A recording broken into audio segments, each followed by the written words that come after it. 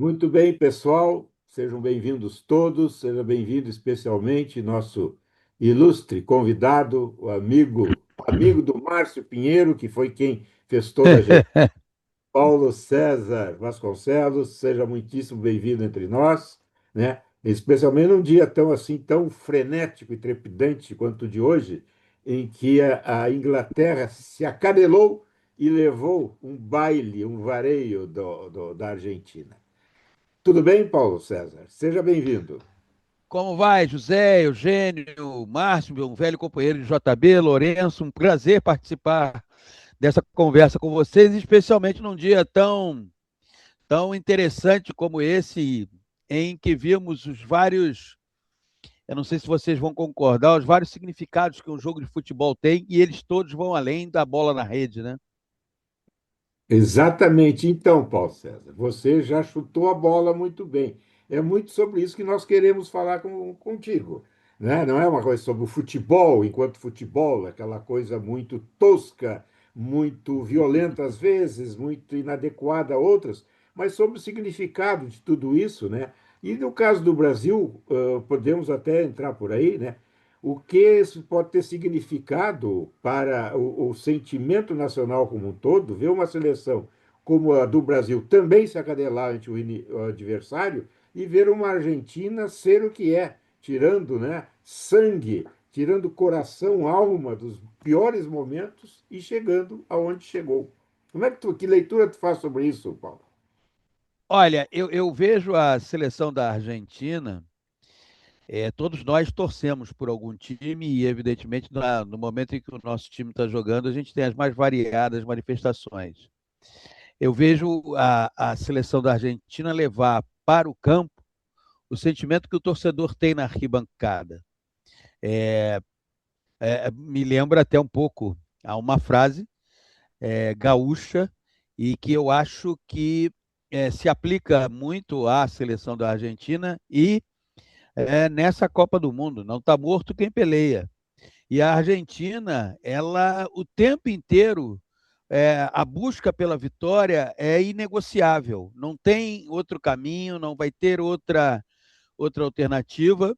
E me parece até que no jogo de hoje o Thomas Tuchel ignorou o passado recente da Argentina na própria Copa do Mundo. Não é uma equipe contra quem você possa se acomodar e achar que simplesmente ficando na defesa você vai ganhar o jogo.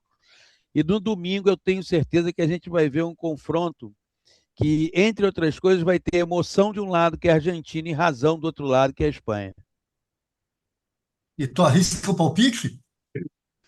Olha, Márcio, eu não sei como a Espanha vai se comportar, porque a Espanha é uma seleção muito racional, que não se altera, independentemente do que o roteiro do jogo apresente, mas eu vendo assim, eu acho que o jogo está mais para a Argentina exatamente por toda a história que ela tem construído nessa competição. Quando estava 2-0 o Egito e virou para cima do Egito, inevitavelmente nos comentários a gente associou e ressaltou a qualidade do Egito, que tem uma limitação.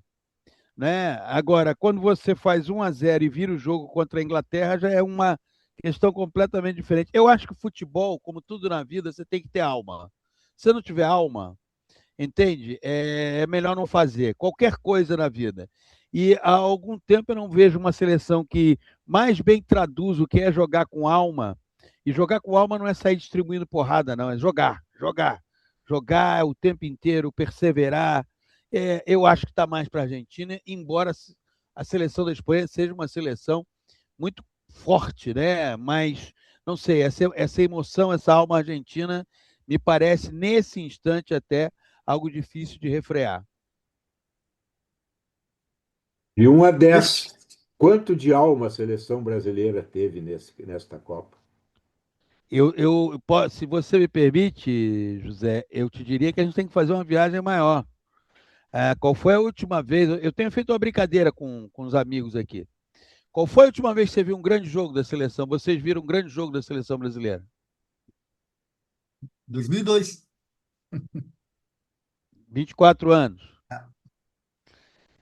Eu cito sempre aquele 2005 contra a Argentina na Copa das Confederações. Mas veja, o que o Márcio lembrou e eu estou lembrando, um tem 24, outro tem 21 anos. É. Então, em algum momento, a gente deixou de ter algo que é fundamental. Mas olha só, o Márcio foi para 2002, eu fui para 2005. Nesse século, são 2002, 2006, 2010, 2018, 2022, são 6 Copas, gente. E a gente não consegue lembrar de um grande jogo da seleção brasileira recente que tenha nos comovido, independentemente do resultado. Tá, e qual seria a explicação para isso? Porque a gente tende a notar que o futebol europeu é superior pela organização, pelos campeonatos mais sólidos, como o inglês, o italiano, o alemão e o francês. Tá? A Argentina tem um campeonato muito parecido com o nosso. Do Apertura. ponto de vista, Márcio, me permita, desculpe te interromper, do ponto de vista econômico, o Brasil hoje no continente é a Premier League. Exatamente. Exatamente. E os argentinos, assim como os brasileiros, a maioria joga fora. Sim, sim. Né? E os argentinos estão indo, fazendo um recorte a partir de 2014, eles estão simplesmente indo para a terceira final de Copa do Mundo em 4 Copas. 4 Copas. 14, 22 e 26. A AFA é tão bagunçada quanto a CBF. Exatamente. Dizer que a AFA é um exemplo de gestão, a AFA está sendo investigada pelo FBI nos Estados Unidos, não é? Agora, tem uma questão de sentimento, de envolvimento que a gente perdeu e não conseguiu até agora resgatar. E isso é algo que além de a gente ter perdido patentes que sempre que criamos e sempre tivemos de laterais, jogadores de meio de campo, eu acho que é um trabalho de reconstrução longo, entendeu? Não é fácil, não. Você acha que existe algum time do Brasil que tem a alma argentina que tu tanto elogias e eu também elogio, né? Olha, Eugênio, eu acho que a questão da alma ela está diretamente associada à qualidade da equipe no jogo em campo. Não adiantava nada, por exemplo, a Argentina ter alma e não ter futebol. Você tem que combinar as duas coisas, mas você tem que ter esse envolvimento. Hoje, no atual futebol brasileiro, eu acho que o futebol está precisando de gente que desafine o coro dos contentes. E estão confundindo alma com dar porrada, entendeu? Estão confundindo alma com o goleiro cair na área, ficar ali, o time está ganhando de 1-0. Nós no futebol brasileiro, e isso não tem nada a ver com a seleção, porque a seleção é basicamente formada e essencialmente formada por quem atua fora. No futebol brasileiro, a gente está abrindo mão do espetáculo de maneira muito fácil, do jogo. A gente está abrindo mão do jogo porque a gente só quer ganhar. Terminou 1-0, a gente vai dormir feliz. Que jogo foi aquele?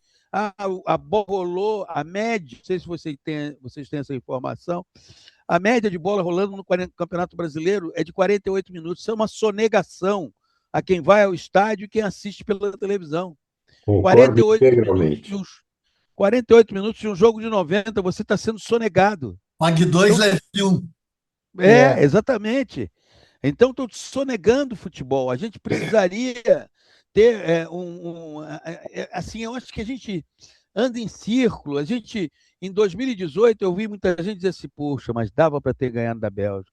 Em 2022, pô, dava para ter ganhado da Croácia. Em 2026, dava para ter ganhado da Noruega. A gente não anda para frente. Essa semana, um técnico que foi campeão olímpico em 2016, o Rogério Micali, a primeira coisa que ele falou numa entrevista, o Ancelotti tinha que ter colocado o Neymar desde o início. Poxa, a gente vai ficar discutindo isso ainda? Quer dizer, a nossa incapacidade de andar para frente, de olhar, de entender, de dizer, sabe, é muito difícil. Isso não acomete só o futebol, não. Eu acho que a sociedade brasileira tem muita dificuldade de parar de andar em círculos para tentar andar em frente. Como assim? Explica melhor essa parte aí. Para aí, Mendes. Vamos entender melhor essa parte da sociedade andar em círculos e não evoluir. Se você for ver, José, a gente trata mais do sintoma do que da doença. A gente olha para a sociedade brasileira e a gente tem um problema que é esse aqui, tem um problema da segurança. Aí a gente está há tempos dizendo a mesma coisa, a gente está há tempos dizendo na questão da saúde, resumindo, na questão social. A gente continua, entende? Falando as mesmas coisas, se repetindo, e a coisa não anda. Não é? E isso se repete, é óbvio, o futebol não está à parte na sociedade brasileira. Então, sabe o que vai acontecer? A Copa termina no domingo, o Campeonato Brasileiro já volta amanhã, inclusive, e a gente não vai ver nenhuma modificação, a gente vai ver a repetição de qual foi o impacto favorável da Copa no futebol brasileiro. Zero. Zero. Eu tenho um exemplo que me chamou muito a atenção. No jogo Paraguai e Turquia, foi Paraguai e Turquia, se eu não me engano, o Almiron, ele botou a mão à frente à boca e foi punido pela Lei Vinícius Júnior. O árbitro foi lá e o expulsou. Pois bem, o Gustavo Gomes, que é o capitão da seleção do Paraguai, ele encheu o peito, mas ele não foi para cima do árbitro. Próximo jogo do Palmeiras aqui, que o árbitro tomar uma decisão, ele vai para cima do árbitro. E nós vamos naturalizar tudo isso, porque a gente está naturalizando. A gente não, e aí a gente fica. Mas dava para ter ganhado da Noruega, cara. Poxa, podia ter vencido, mas e aí? E quais são as ações que a gente está tomando? O que a gente tem feito? Por exemplo, se eu sou a CBF, antes de começar o treinamento para a Copa, ainda na Granja Comari, você sabe o que eu digo para os jogadores? Eu falo o seguinte, ó. Vamos conversar aqui, celular no restaurante, não vai ser uma boa coisa para a gente ter uma interação, coisa e tal. Agora tem um detalhe, tá, gente? Ganhando ou perdendo, volta todo mundo no mesmo voo para o Brasil. Mas eu tenho férias em tal lugar. Não, mas você volta para o Brasil e lá você pega um outro avião e vai cuidar da sua vida. Vai mas enfrentar. A delegação só será desfeita 48 horas depois, ganhando ou perdendo. Aí é fazer alguma coisa diferente. É tentar, entendeu? E andar. A gente está com muita dificuldade de sair dos círculos com as redes sociais e com as bolhas. Aí que ficou pior, porque a gente frequenta uma bolha, naquela bolha a gente fala alguma coisa, aquela bolha nos aplaude, e está tudo bem, então pronto. Vera, eu gostaria de colocar uma outra visão. Posso falar? Permitir que o Nunes estava na frente? Hein? Fala, Polidoro, depois o Nunes, tá, Nunes? Tá bom. Não, o Nunes, bota o Nunes, depois eu falo. Não tem problema. Vamos pela ordem. Não, tá bom. Não, o que eu ia comentar é o seguinte, em primeiro lugar eu quero, enfim, agradecer o Paulo César por estar com a gente aqui e dizer que eu fico feliz que a gente tenha perdido para a Noruega. Na atual circunstância, eu fico feliz. Mas assim, ó, Paulo César, eu quero te colocar o seguinte, não está na hora de a gente rever essa questão do Campeonato Brasileiro hoje com a limitação de jogadores estrangeiros jogando no Brasil, porque a gente tinha uma limitação de 2 jogadores, depois foi para 4, hoje está ilimitado, não sei quantos, eu acho que até um time completo 8, pode fazer para jogar o Campeonato Brasileiro, e isso lá em 82 a gente viu o melhor time da melhor seleção do Brasil jogar e com a maioria dos jogadores jogando no Brasil. Não está na hora de a gente rever essa situação para tentar fazer com que os jogadores fiquem mais no Brasil e a gente consiga ter uma seleção, digamos assim, brasileira propriamente dita? Ô José, eu acho que o pior aspecto que envolve esse aumento do número de jogadores estrangeiros, ele revela uma face cruel do futebol brasileiro. Eu estava olhando aqui enquanto você falava, mas eu não consegui localizar uma reportagem do jornal Folha de São Paulo. Está aqui, achei. Olha só esse dado, a reportagem passou meio que... Venda de atletas ao exterior rende quase 3 bilhões ao Brasil em 2025, aponta o Banco Central. O que está acontecendo no futebol brasileiro? Nós viramos cada vez mais exportadores de pé de obra. E essa exportação que rendeu só em 2025 3 bilhões, ela tem uma preferência. Qual é a preferência? Jogadores de lado. E é por isso que você olha, não, o que o mercado externo quer? Não, vamos formar jogadores velozes. O Nunes, o Bortolom e o Pinheiro jogam pelos lados. Então isso, vamos vender. O que aconteceu com os europeus? Os europeus olharam e falaram, poxa, eles exportam o pé de obra que eles exportam são jogadores de lado. Nós vamos formar os pensadores, porque eles estão abrindo mão de formar pensadores, ao contrário do que fez a Argentina. Olha o meio de campo da seleção da Argentina.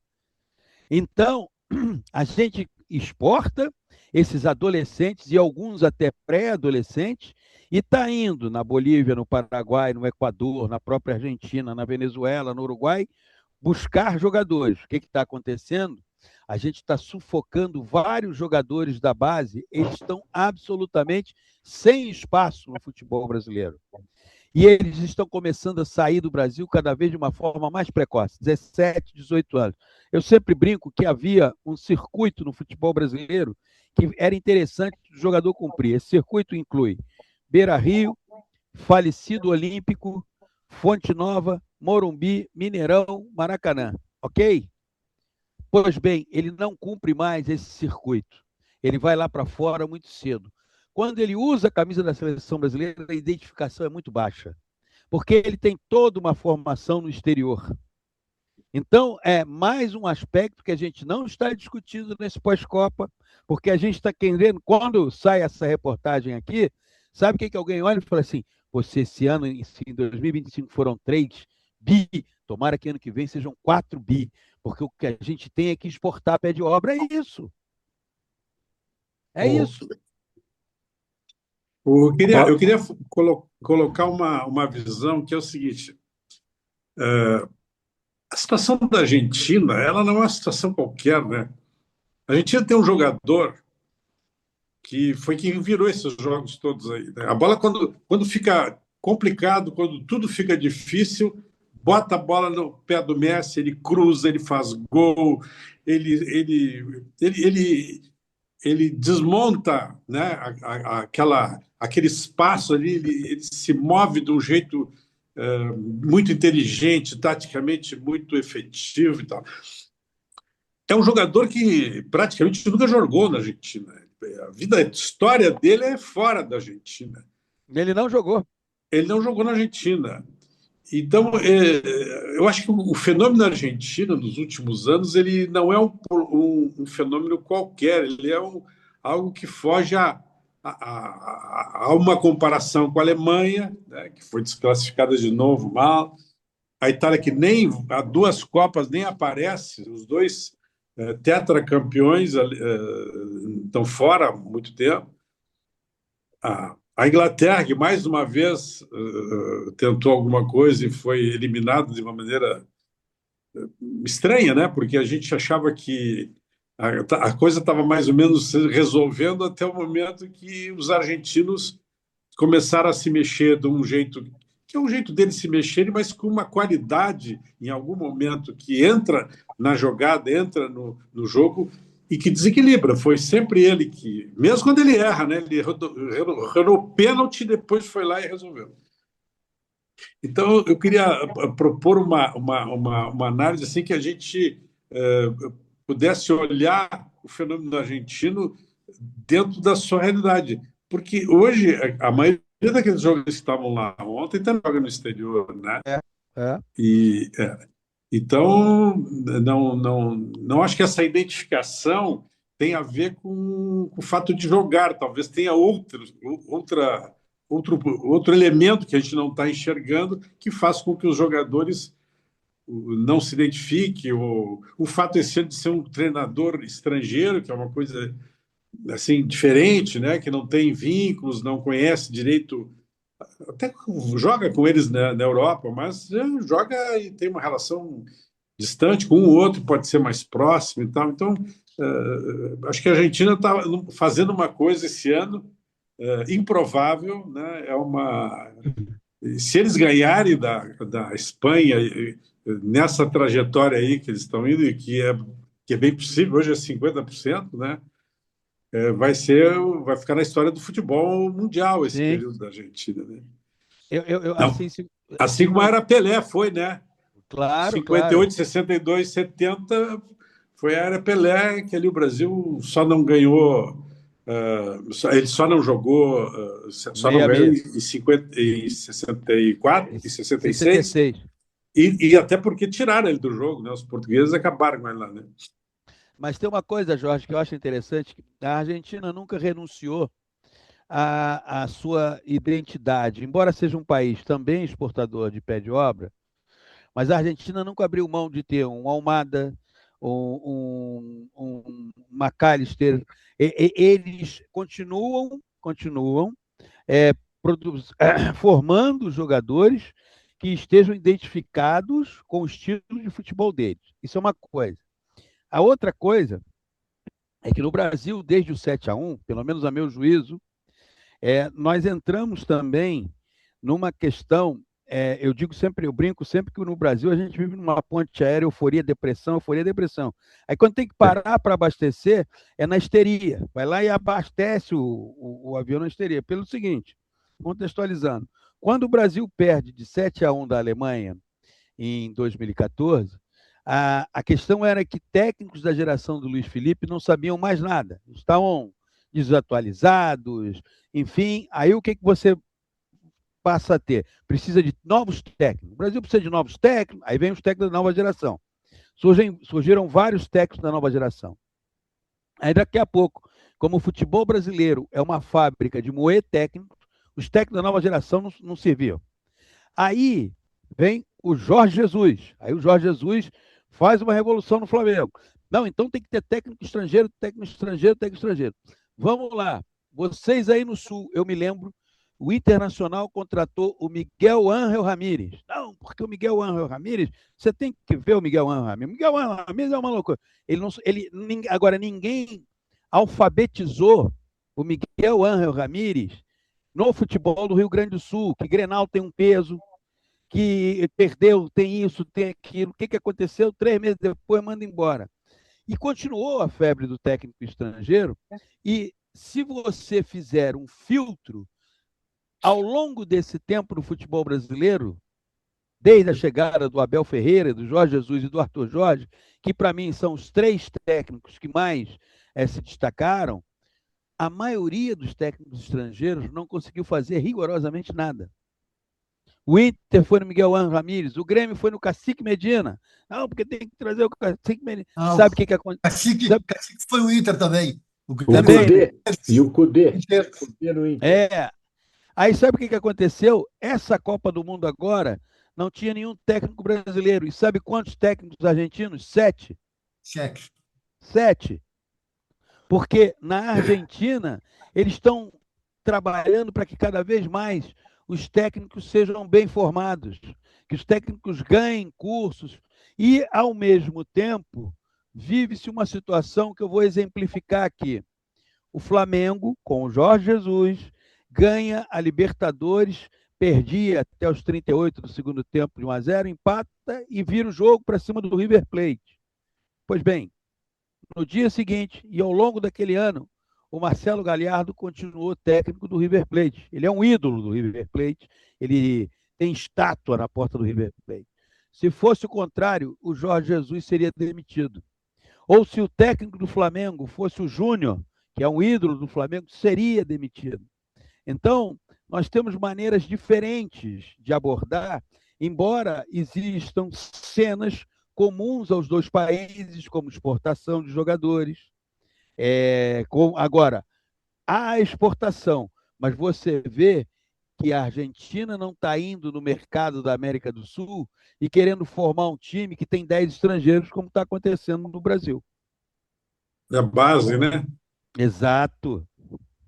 Esse é um problema, sério. E o Scaloni é um técnico diferente? É um técnico acima da média? Ele tem um detalhe que eu considero cada vez mais importante hoje no futebol e até durante a semana. Tranquilidade. Além da tranquilidade, Zé, ele escuta. O jogador fala e ele escuta. E se você for ver as entrevistas dele, ele não parece um economista naqueles tempos do José Sarney explicando um pacote econômico que você em casa, geralmente era sexta-feira à noite, você não entendia nada. Entende? Não, ele chega e fala de futebol com naturalidade. E ele deixa os jogadores à vontade. Porque também você tem hoje muitos técnicos que olham para o jogador e o veem apenas como uma peça que vai preencher um determinado espaço. Não, o que você tem que puxar cada vez mais é pela alma do jogador e envolvê-lo cada vez mais com esse aspecto no jogo de futebol. Mas o Ancelotti é assim também, né? Ele é assim, mas eu entendo que com 15 jogos esse trabalho não iria aparecer 15, 16 jogos. Acho que se ele ficar até 2030, teremos condições de observar um trabalho com todas as digitais dele. Agora não, agora a gente teve um trabalho que ele foi, para vocês terem uma ideia, teve dois amistosos em março contra a França e Croácia. 7 jogadores ele convocou em março pela primeira vez e esses 7 jogadores foram à Copa. Ele O que significa isso? É porque ele não tinha a menor ideia do que estava acontecendo. De repente ele viu o Ryan, viu o Andy e falou, não, vou levar. Ele não tinha domínio sobre a operação. Mas ele não tinha uma assessoria, a CBF não lhe deu uma retaguarda, o Rodrigo Caetano e todos os... Eu acho que teve até essa retaguarda, mas o envolvimento... Gente, assim, o Tite anunciou que sairia da seleção brasileira em dezembro de 2021. Ele falou, vou sair depois da Copa. O Ancelotti é contratado em 2025. Só para mostrar para vocês, o Brasil foi campeão olímpico em 2021, perdão. O Brasil ganhou da Espanha por 2-1 na final olímpica. O técnico daquela seleção vice-campeão olímpica é o técnico da seleção olímpica atual e 7 jogadores estão nessa seleção. O técnico da seleção brasileira era o André Jardine, que depois foi para o México e agora está na Arábia, e 2 jogadores daquela seleção foram à Copa agora. Há um trabalho. Se não houver trabalho, ficar preso só. E o trabalho, ele é de longo prazo. Não adianta. Não adianta querer fazer um trabalho. Houve um tempo, óbvio. Você tinha o Pelé, você tinha o Garrincha. Evidentemente, eles compensavam uma série de limitações. Hoje em dia, você não tem esses caras. Mesmo em 2002, que o Luiz Felipe assume, num período muito curto, mas olha o trio que você tinha. 2 Ronaldos e um Rivaldo. Nas laterais, o Cafu e o Roberto. São 5. É 50% de um time. É diferente. Você compensa. Agora você não tem isso. Nós fomos para a Copa do Mundo sem 2 laterais do nível do Cafu e do Roberto Carlos. E nós fomos para essa Copa do Mundo em que a gente não tinha nenhum Ronaldinho Gaúcho, nenhum Ronaldo e nenhum Rivaldo. E o que tinha, perdemos, né? O Wesley, que era o lateral que estava pintando, perdeu. Ainda mais, e nós não tivemos o Estevão, não tivemos o Rodrigo e perdemos o Rafinha. E essa seleção, só quero acrescentar uma outra coisa, que eu entendo que também vai precisar ser muito bem trabalhada. Quando as pessoas criticam o Ancelotti porque ele convocou o Neymar, eu entendo que o que o motivou foram 2 questões. A primeira, ele acreditou, e isso se confirmou na prática, que convocar o Neymar daria a ele um certificado de tranquilidade para desenvolver o trabalho. E vamos pensar juntos aqui. Perfeito. Vamos pensar juntos aqui. Se ele não convoca o Neymar, com aquela festa que montaram lá, do jeito que tem gente mal educada, iam arremessar copo nele, todas essas coisas. Esse é um ponto. Você está falando no anúncio dos convocados, provavelmente. No anúncio. Isso. Certo. O segundo ponto, jogadores do tamanho do Rafinha chegaram e disseram assim, o Rafinha declarou isso numa entrevista, o Neymar é o cara do Hexa. Quando você ouve um jogador que é titular absoluto da seleção brasileira falar isso, o que você constata? Emocionalmente, esses caras precisam dele. Esses caras não são capazes de assumir essa bronca sem a presença dele. Se nós voltarmos no tempo, o Luiz Felipe, volta e meia, era perguntado, e o Romário? Você nunca viu o Ronaldinho, o Ronaldo ou o Rivaldo dizer, nós precisamos do Romário, se não tiver o Romário... Ou seja, isso agora vai ter que ser trabalhado. Esse grupo de jogadores precisa ter uma personalidade mais afirmativa. Precisa dizer assim, não, a bronca é com a gente. Nós estamos aqui, eu sou o melhor no Barcelona, eu sou o melhor no Real Madrid, então a bronca é com a gente. E essa questão, eu tenho quase certeza, é uma opinião, não é informação, que isso pesou muito na decisão do Ancelotti, quando ele convoca o Neymar. Emocionalmente, era um grupo absolutamente dependente do Neymar. Precisava ter o Neymar ali. O Neymar, para eles, era sinal de força, de segurança, de uma série de questões. E aí ele falou, então vou convocar. E esse comportamento é uma espécie de fraqueza ou uma espécie de blindagem no momento que projeta no outro e aí se exime da culpa? Exata, para mim é fraqueza. Para mim, do ponto de vista emocional, é um grupo que precisa ser mais bem trabalhado, porque é um grupo que tem uma enorme dificuldade em assumir naturalmente o protagonismo. Precisa ter alguém. É aquela velha história do. Eu sempre brinco que o Brasil vive à procura de salvadores da pátria, né? Isso faz parte da nossa tradição, né? Tem a questão do sebastianismo lá. Tem o Neymar está aqui. Então, pô, beleza, o Neymar está aqui agora. Qualquer coisa a bronca é maior com ele, não é comigo, né? Agora, pô, ele é que vai resolver. Não.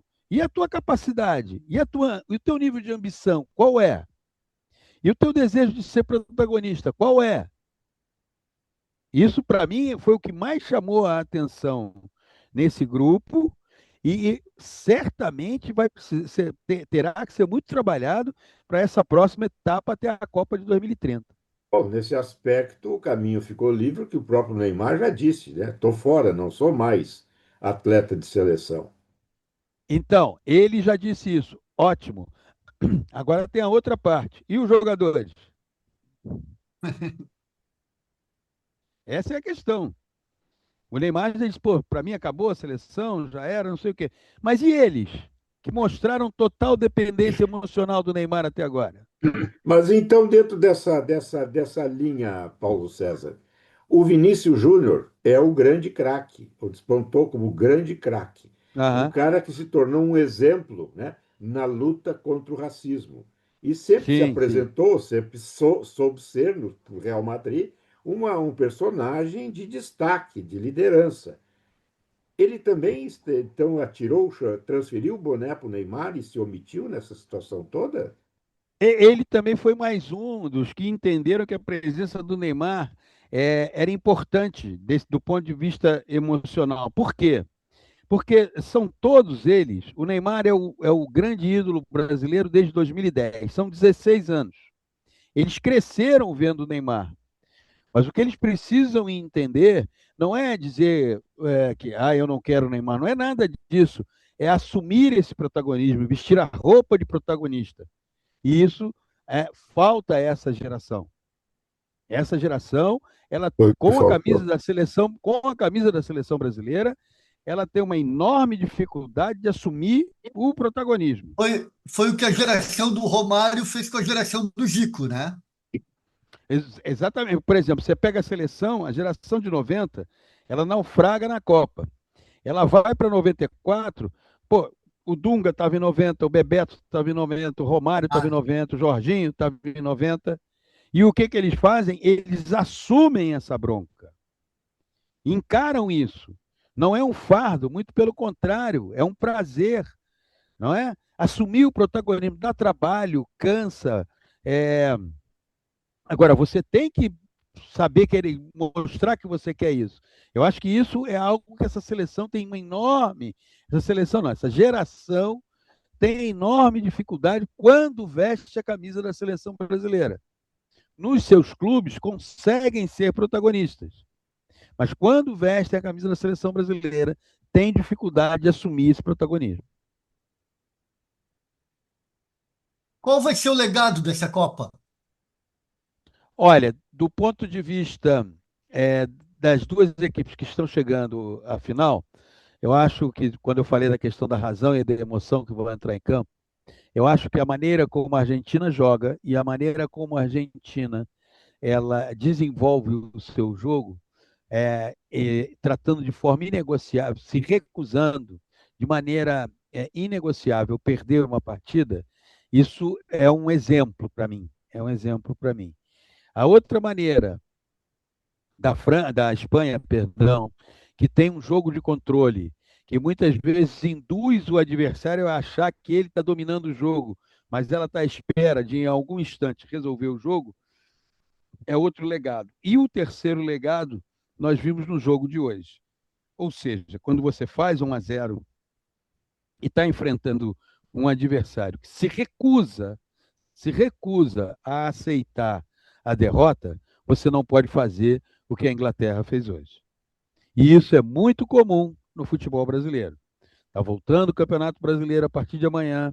Nós vamos cansar de ver time fazer 1-0 e se recusar a jogar. Eu tenho para mim, uma das pragas já naturalizadas no futebol brasileiro em especial é assim, mas o time tal não gosta da bola. Poxa, isso me irrita profundamente, porque o jogo é ficar com a bola. Quando você estiver com a bola, saber o que você faz com a bola. Você pode se defender, óbvio. Você não precisa ter uma posse de bola maior do que o seu adversário. Mas quando você estiver com a bola, você tem que ser produtivo. Quando você estiver com a bola, você tem que estar organizado para incomodar o seu adversário. Deixar a bola com o adversário, como fez hoje a Inglaterra, que episodicamente a recuperava e dava um bico para frente para dizer: vem, Argentina. Isso hoje, para mim, assim: se a partir de amanhã se constatar isso num jogo do Campeonato Brasileiro, é para se criticar o técnico violentamente. Violentamente. E o que mais a gente vê no futebol brasileiro é time que está ganhando 1-0 e dá a bola para o adversário. Deu a bola para o adversário, mas quando recupera a bola não sabe o que fazer. Aí já é mediocridade imperando, né, É, Paulo César, hein? Que essa é a mediocridade que nós estamos falando quando a gente perde grandes talentos que vão para o exterior. Agora, já que você falou no Campeonato Brasileiro, vamos entrar um pouquinho estas novas regras estabelecidas pela FIFA não vão nos ajudar mesmo no futebol brasileiro em relação à cera?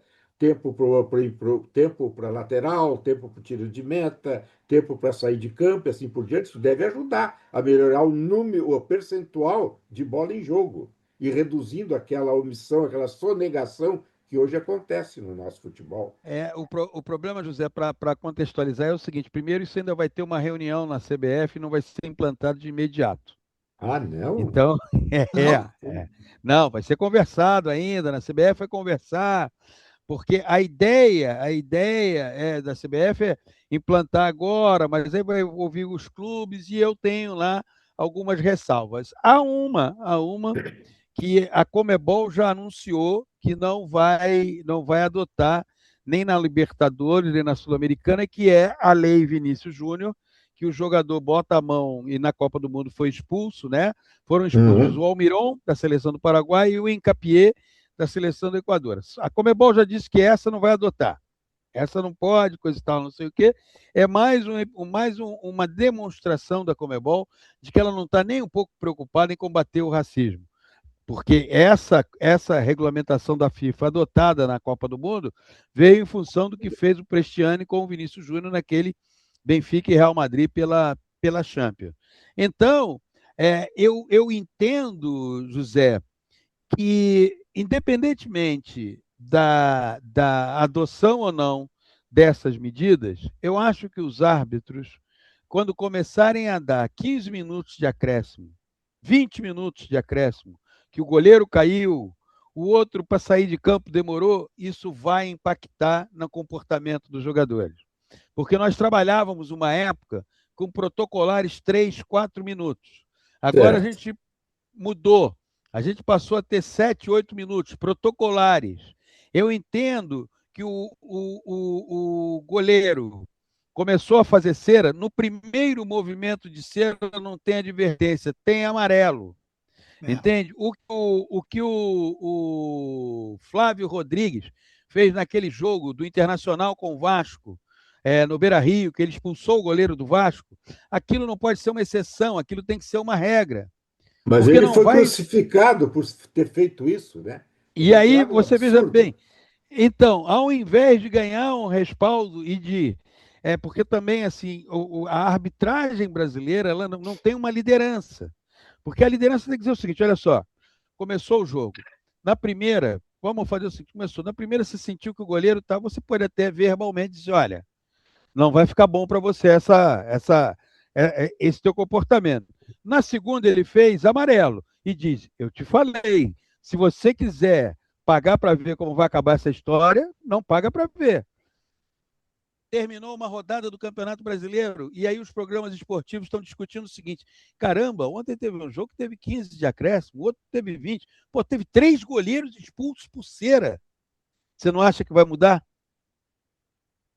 Vai, mudaria. Se acontecesse isso, mudaria. Pois é, Mas pois é. não. Não vai acontecer. O Paulo César, e se os árbitros do Campeonato Brasileiro derem a liberdade que dão os árbitros, os juízes da Copa para jogadas mais viris, vamos dizer, sem dar falta, que está acontecendo todo dia, uma discussão. O que vai acontecer aqui se esse comportamento for adotado pelos... A torcida vai invadir o campo, não? Jorge, sabe o que eu acho? Quando eu falei que a arbitragem brasileira não tem liderança, quando você não tem liderança, você não cria procedimentos. Qualquer lugar, quem cria o procedimento é a liderança. Então, você tem árbitros que tudo é falta e você tem árbitros que nem tudo é falta. Você tem que unificar. A partir do momento que você unifica a maneira de arbitrar o jogo, não vai ter um árbitro que, por qualquer coisinha, ele e com outro árbitro que deixa tudo correr. Então, o primeiro ponto, penso eu, ele está ligado diretamente à liderança no comando da arbitragem. Essa liderança no comando da arbitragem é quem vai criar padrões, e esses padrões, eles não podem ficar, eu adoto, eu não adoto. Não, o padrão é para ser adotado por todos. E a partir do instante que alguém fugir daquele padrão, esse alguém tem que ser suspenso. Eu queria voltar à Copa com uma questão. Tem uma crítica de que a Copa virou o futebol está virando um negócio, né? Não só por causa das bets que fazem, ganham muito dinheiro, invadem os espaços, né? Incentivam as pessoas que são as acusações que estão sendo feitas agora, né? Incentivam as pessoas a apostar mais e mais. Hoje eu ouvi que existe uma ideia de, na final da Copa do Mundo, ter um intervalo de meia hora entre o primeiro e o segundo tempo, porque teria um show da Shakira e da Madonna e tal, e teria mais espaço para patrocinadores naquele. Né? E já os intervalos que estão sendo feitos para hidratação também foram criados também, claro que está muito quente nos Estados Unidos, mas que tem um outro objetivo, que é dar mais espaço para quem está transmitindo e tal, utilizá-lo para publicidade. O que você acha? O que você sabe sobre isso? Eu acho que se for confirmado esse intervalo de 30 minutos, ele pode muito bem funcionar para outras modalidades esportivas e não para o futebol. Mas essa Copa do Mundo, quando o Márcio me perguntou qual o legado, faltou uma abordagem, Márcio. Essa Copa do Mundo, ela simplesmente desmoralizou a FIFA. O governo dos Estados Unidos desmoralizou a FIFA. O Brasil sediou uma Copa do Mundo em 2014 e o Brasil virou refém da FIFA e a FIFA era a última palavra. Tanto é que a FIFA, ela no Maracanã, por exemplo, ela matou o antigo Maracanã e ela criou um novo Maracanã que não tem nada a ver com aquele de outra época. Não é? Quando as ações do governo americano em relação a determinar vários episódios de árbitro, vigiando delegações, botando a seleção do Irã para morar no México, mas vai jogar nos Estados Unidos. Então, quem sai completamente desmoralizado dessa Copa do Mundo é a FIFA. Se por acaso for confirmado esse intervalo de 30 minutos, isso é mais uma desmoralização. Se você pensar, 30 minutos é mais do que da metade de um tempo de jogo. Não é? Então é assim. É o dobro do intervalo normal. É o dobro do intervalo normal. Se você fizer isso no Super Bowl, é uma coisa, no futebol é outra coisa. Só que eu não vou ficar surpreso, porque como a FIFA, ela hoje tem um novo chefe, um novo governo dos Estados Unidos, através do presidente Donald Trump, é quem manda na FIFA, basta ver a questão envolvendo o Balogun, não é, que teve um cartão vermelho, foi expulso do jogo, e no dia seguinte, no outro jogo, e o presidente dos Estados Unidos, ele não tem nenhum pudor em dizer que foi ele que fez, ele até se gaba disso, ele gosta desse tipo de coisa. Então, tudo pode acontecer, porque realmente a FIFA, nessa Copa do Mundo, a pouca respeitabilidade que ela possuía, ela foi pelo ralo. É verdade. Paulo César, eu quero voltar à questão dos técnicos, treinadores do Brasil. Que tu falou que realmente a gente não teve nenhum técnico na Copa do Mundo. O que está faltando para os nossos treinadores aqui no Brasil retomar aquela protagonismo que tínhamos aqui, né? E hoje a gente está tomado por técnicos estrangeiros e também isso influencia, eu acredito também, na questão dos olheiros. Eu estou diretor de comunicação aqui do Clube Esportivo Aimoré, aqui em São Leopoldo, e a gente percebe isso. A gente não tem mais aqueles olheiros que a gente tinha antigamente, que a gente tinha a possibilidade de levar um técnico lá para olhar um jogador, para olhar um menino que está na base. Como é que tu vê essa situação toda? Olha, a questão do técnico é o seguinte: o técnico brasileiro, ele é um sobrevivente, ele trabalha para sobreviver. E ele sabe que para sobreviver ele precisa vencer ou empatar. Então ele não tem nenhuma nova ideia, ele não vai usar, ele não vai arriscar. Porque cada vez mais os clubes estão interessados única e exclusivamente em resultado. Não estou querendo desenvolver ideia, não estou querendo suportar 3, 4 derrotas e aí mandam o técnico embora. Há nesse instante, já de algum tempo, né? Mas continua vigorando uma obsessão pelo técnico estrangeiro, sem olhar a capacidade desse técnico estrangeiro. Eu não tenho nada contra o técnico estrangeiro vir trabalhar no Brasil, eu acho que é ótimo. Agora tem que ver se é bom ou se é ruim. Você não tem que trazer só porque é estrangeiro. E no momento, o que você vê em muitos clubes e o fulano? Ele é do país tal, estão olhando o passaporte. E ao olhar o passaporte, estão entendendo que o cara é bom, não necessariamente o cara é bom.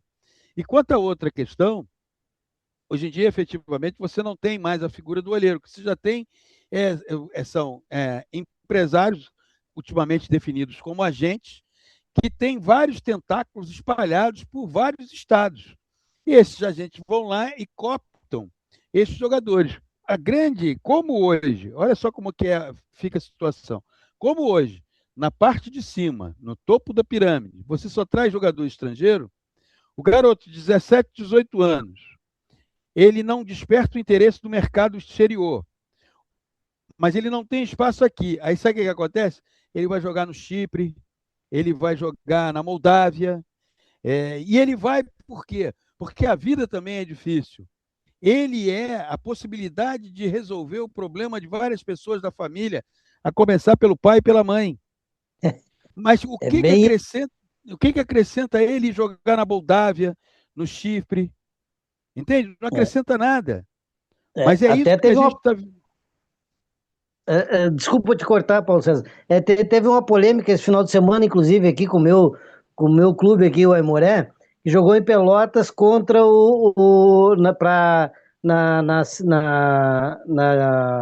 no acesso da categoria sub-20. E um dos jogadores, o centroavante do Aimoré, era filho do treinador do Pelotas. E o guri perde um gol no jogo e perde um pênalti na decisão que for para os pênaltis, o menino perde um pênalti. Essa foi a polêmica do estado agora essa semana. Do outro time, aí ficou uma situação bem complicada para ele, né? Não, o que ele vai torcer para o filho, né? Exato. E assim, eu acho que cada vez mais no futebol brasileiro, como há essa obsessão de vender, de vender, de vender, de vender, de vender, a gente está abrindo muito mão de formar homens, de formar cidadãos. Tem o futebol, mas o cidadão, porque o cidadão mais bem informado, o jogo dele vai ser outro, vai ser mais qualificado dentro do campo. não é? Mas hoje em dia a obsessão é vender o adolescente, e o adolescente que não consegue nem ir para o Chipre, na Moldávia, daqui a pouco ele está trabalhando no iFood, entendeu? Porque ele não vai ter espaço para continuar no clube e ganhar um espaço para ficar num banco de reserva, para ir convivendo com jogadores do time de cima, para ir aprendendo um pouco mais.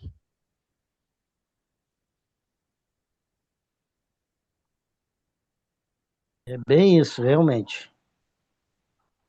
É, PC, me diz uma coisa. O, o Ancelotti, para todos os efeitos e para grande parte da imprensa, não foi bem nessa Copa. Tu Uhum. acha que ele tem futuro, mesmo que ele fale que é mudança de ciclo e tal? Tu acha que ele vai dar certo? Tem chance de dar certo? Eu sei que tu falasse alguma coisa aí antes, mas eu fico na dúvida, viu? Eu acredito que pode dar certo. Ele está com contrato renovado até a Copa de 2030, mas acredito também que ele tem que definitivamente morar no Brasil, porque embora a maioria dos jogadores atue fora, você tem que entender cada vez mais como é o país, porque não é só convocar os jogadores e colocá-los para jogar, não é? O Leonel Scaloni mora em Buenos Aires. Ele não mora em. Porque isso, para mim, é muito importante. É muito importante você sentir a temperatura do país, saber como é que são as pessoas, saber o que, que se quer do futebol. Por exemplo, o trabalho dele na Copa não foi bom, e acho, inclusive, que o jogo contra a Noruega, ele adotou um plano de jogo absolutamente incompatível com o nosso jeito de ser, que foi aquele de querer jogar à base do contragolpe, deixando a Noruega ditar o ritmo do jogo. Não somos nós. Nós não somos assim. Então, é ter essa percepção, ter esse envolvimento é fundamental para que nos próximos 4 anos ele faça um trabalho superior a desse. Eu concordo, Eugênio, com você. O trabalho na Copa do Mundo dele não foi bom, e entendo também que as modificações que ele fez no jogo contra a Noruega, elas não tiveram os resultados que ele imaginava. E com relação à imprensa, qual é o legado da Copa? O que que a Copa mostrou agora com esse efeito Cagé TV? Eu acho que são algumas questões do ponto de vista da imprensa bem interessantes, mas eu acho que a Cazé ela envereda por um caminho em que ela tem como um objetivo inicial trazer o futebol ser tratado como entretenimento, mas ela tem comentaristas que se preparam muito bem para comentar o jogo. Eu acho que ela entra para ampliar o número de opções para você ver um jogo de futebol. Há pessoas que vão se identificar com aquele tipo de narração e há outras pessoas que vão preferir um outro tipo de narração. Esse é um ponto. Agora, eu entendo também que a imprensa esportiva passa por uma situação delicada na medida em que essa imprensa esportiva hoje está mais preocupada em dar opinião do que apurar a informação. Basicamente, o papel do jornalista, o verbo que o jornalista tem que conjugar todos os dias é o verbo apurar. O jornalismo é feito de apuração. O jornalismo não é feito só de opinião. E acho que hoje a gente está com muito mais opinião do que apuração. E, ao mesmo tempo há um diálogo com o consumidor da informação que não necessariamente ele está atendendo a demanda desse consumidor. Porque quando você só olha para o jogo de futebol para falar de tática, você está falando com um grupo específico. Eu sempre gosto de contar uma história do, do Jornal Nacional, nos anos 70.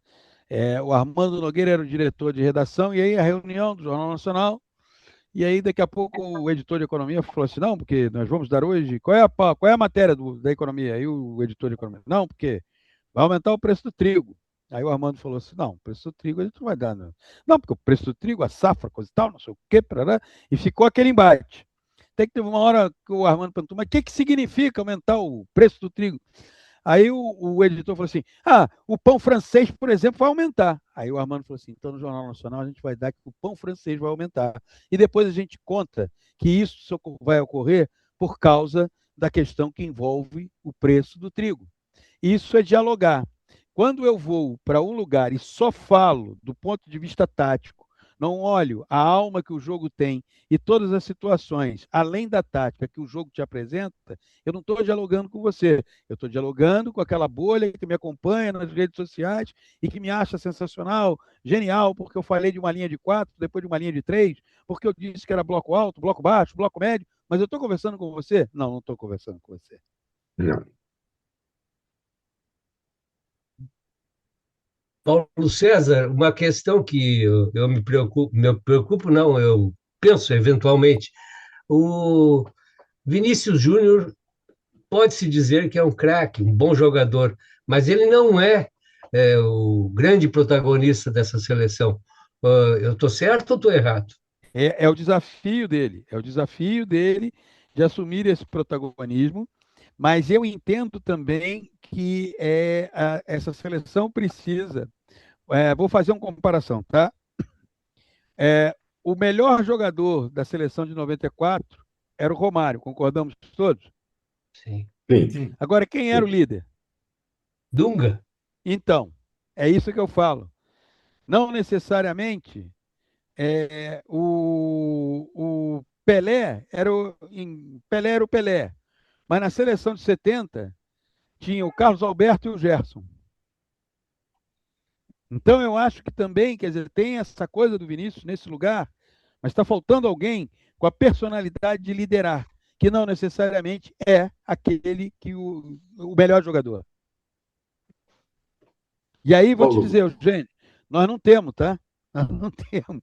A não ser que o Dunga refaça tudo, faça um trabalho aí de preparação e coisa e tal, não sei o quê. Mas eu entendo que há muito tempo o Brasil não tem esse jogador com essa capacidade de liderança. E ele não precisa ser o melhor do time. É verdade. Isso me remete a lá atrás, lá em 2006, que os jogadores brasileiros eles saíam com raiva de campo quando perdiam. Hoje os jogadores do Brasil saem chorando. Pelo amor de Deus, não pode chorar. Que isso? Eu sempre digo, eu gosto de contar aquela história de 1958, quando na final contra a Suécia, o Brasil sofre o primeiro gol, leva de 1-0. O Didi vai, pega a bola no fundo do gol e sai dizendo: a gente não veio aqui para perder. Isso é liderança. O Brasil levou o gol da Noruega aos 32 minutos do segundo tempo. Tinha mais 20 minutos de jogo. E você não viu ali uma coisa. Peraí, pô. Só o Brasil, nós vamos ganhar. Você viu hoje o Brasil, a Argentina sofreu o gol e a Argentina falou: agora a Inglaterra vai ver o que é bom para todos. E o Neymar, que deveria funcionar nesse momento, foi quando ele entrou, né? Não conseguiu. Não funcionou. Não funcionou. Acho que o Ancelotti, ao colocá-lo, imaginou que ele seria o jogador que queria, mas não aconteceu. Não aconteceu. E ele botou lá de falso centroavante, quer dizer, numa posição que ele ficou amarrado dentro, sem agilidade de outrora para sair correndo com a bola e fazendo. Não aconteceu. Não aconteceu. Só agora um detalhe do Brasil. Por que o Vinícius Júnior não bateu o pênalti? O que você sabe sobre isso?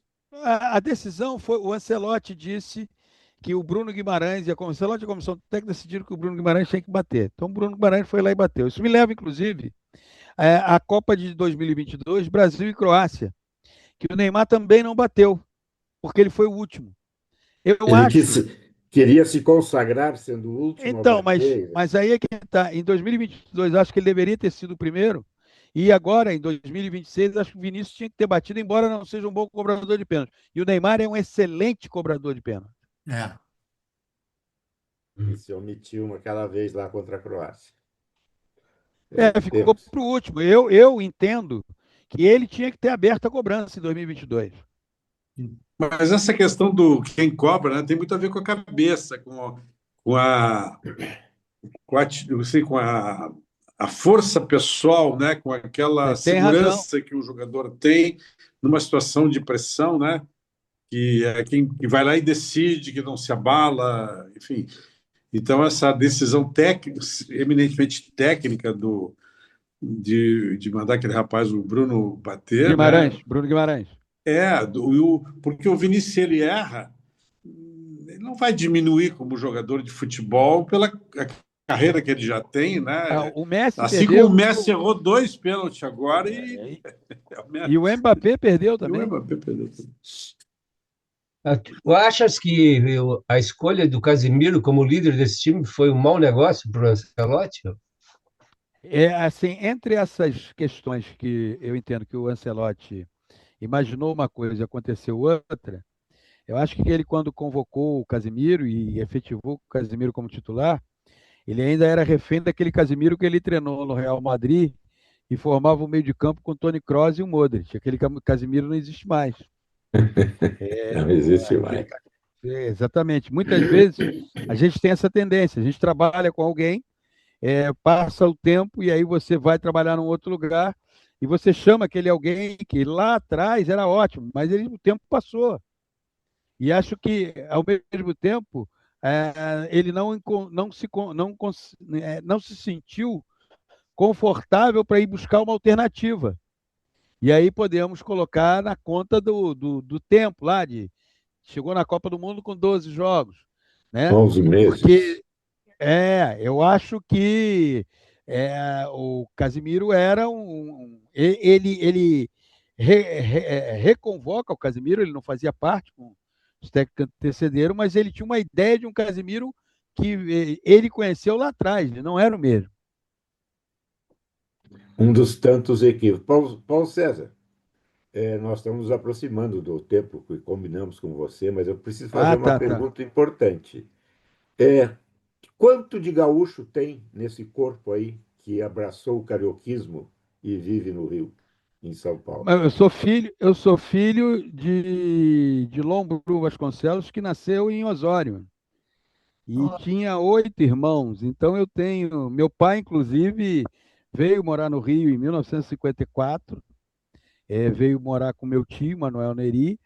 E quando faleceu, em 2009, aqui no Rio, foi enterrado com a bandeira do Internacional. Que maravilha! Agora o Márcio se consagrou como convidado. Além disso, quando o Beira-Rio começou a ser construído, meu pai foi a Porto Alegre para ajudar na construção do Beira-Rio. Então, Sou melhor. É. então Grande. tem um vínculo. Eu tinha uma tia, Tiara, que também faleceu. Aos domingos a família se reunia e a Tiara tocava sanfona. E era sempre Teixeirinha que ela cantava. Então tem um vínculo aí muito, muito estreito com o Rio Grande do Sul, né? Porque Maravilha. o meu nome por parte de pai é Brum Vasconcelos, descendência alemã, vinda de Osório. Que beleza. Muito bom. E o Lima Barreto é o teu grande ídolo, já que tu ostentas uma obra. É um dos escritores que, assim, como jornalista, ele e Machado de Assis são dois autores que eu acho que, primeiro, com biografias muito distintas. O Lima Barreto foi um sujeito muito angustiado, com muita, sofreu muito com a prática do racismo, né? É, mas, mas assim, eu acho que o jornalista tem que primeiro gostar de ler. E eu sempre gostei de ler, e esses dois foram duas referências ali muito importantes. Ilha.